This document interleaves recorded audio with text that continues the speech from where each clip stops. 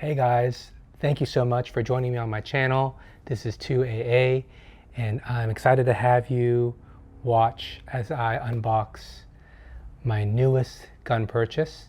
I live in California and we have that 10-day waiting period. I don't know if you guys are following the news. I know you Californians are, but the California DOJ just said, hey, we don't have to take 10 days, we can take 30 days.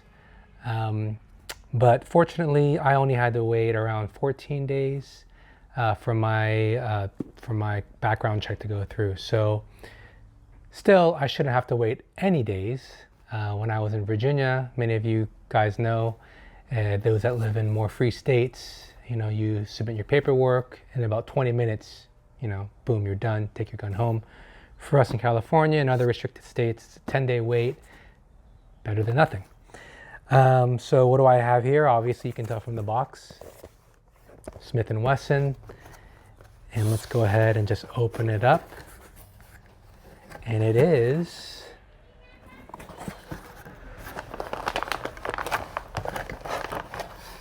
an Airweight 642.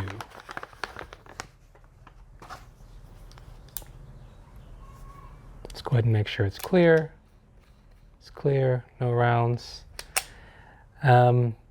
This is actually my very first, not my first revolver, but my very first pocket carry revolver in a cartridge other than 9 or 45.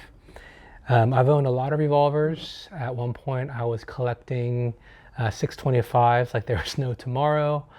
And the whole thought process was I wanted similar calibers. I was carrying 45 ACP, and so I was like, let me just pick up some revolvers that are 45 ACP.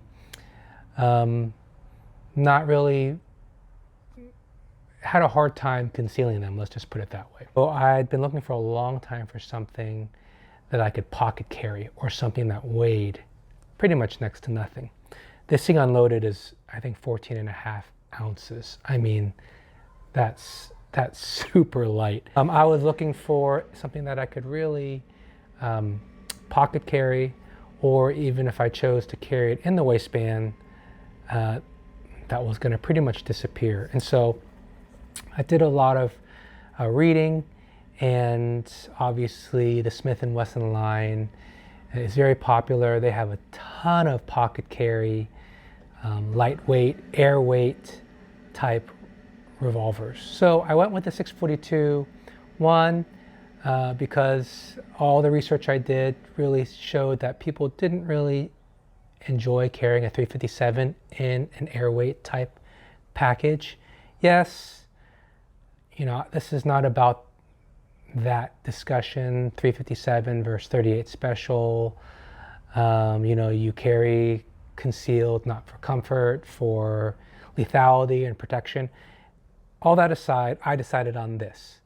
Obviously they also have the 442, which is the blued, but I like this look a lot better. So, it's small and I have small hands. So, even the first thing I notice is when I get a grip and I, do the double action pull, my thumb gets in the way of my trigger finger. Obviously I can still pull it all the way so that the hammer falls, but that's the first thing I noticed. And a lot of people recommend getting aftermarket grips because these are really thin, which I love because I'm going to be carrying this thing most likely in the waistband or in the pocket. And so I don't want a huge grip. Still, a lot of people recommend getting a slightly thicker grip so that your thumbs can have a little higher shelf, so that you don't have that issue with your trigger finger hitting your thumb. To be honest, in a self-defense situation, I don't think it's going to matter. The other thing that I hear a lot about is the grip is way too small, the wood grip is way too small. I guess that shows you how small my hands are, because I have no problem fitting all my fingers on there. I am probably going to look at some aftermarket wood grips with checkering, just because they say in the pocket carry this rubber can sometimes snag. We'll see. I haven't really taken it out. I haven't even shot it yet. One thing I did notice is the inside of the barrel is filthy. So they did fire it. I guess they fire all their guns. If you've ever purchased a gun, they usually include the casing to show that it was test fired. But good Lord, this looks like, it just looks really filthy. Doesn't matter, I clean all my guns before I take them out and shoot them for the first time. First impressions, I love it. The sights are really hard to see. Sunny day, I can see there being a lot of glare. Everyone paints their front sight. Some people even Sharpie in the rear sight.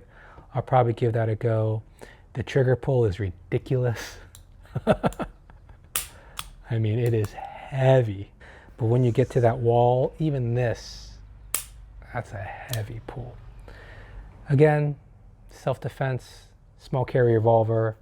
Don't want to, don't want a super light pull, but that could use some work. It's almost like a 2-stage trigger, right? I can stage it with confidence and not worry about actually pulling too far, because that, even when you're at the wall, that break is huge. So yeah, I'm really happy. I'm looking forward to taking it to the range and seeing where it shoots, at 3 feet, 5 feet. 3 yards, 5 yards, 7 yards. Yes, I did have to get the lock version, unfortunately. Other than that, I don't have really anything else to say. Let's see what came in the box. You have your lock, just some literature, and obviously the key to actually engage this locking mechanism right here. Warranty card. That's it. Let's look at some of the things I got.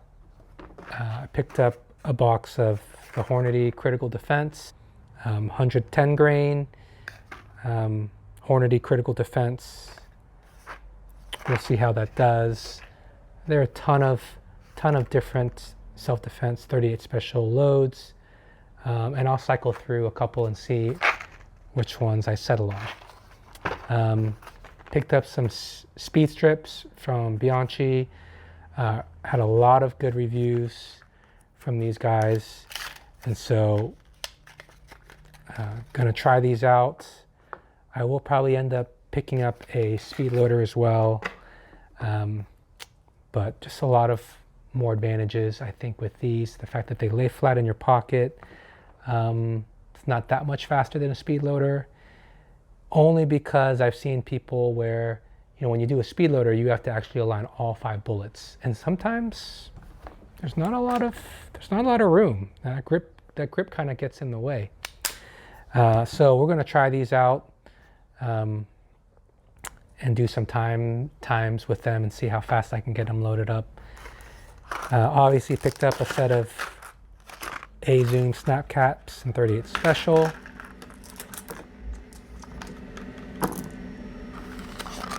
And I went ahead and already picked up a DeSanti Nemesis pocket holster.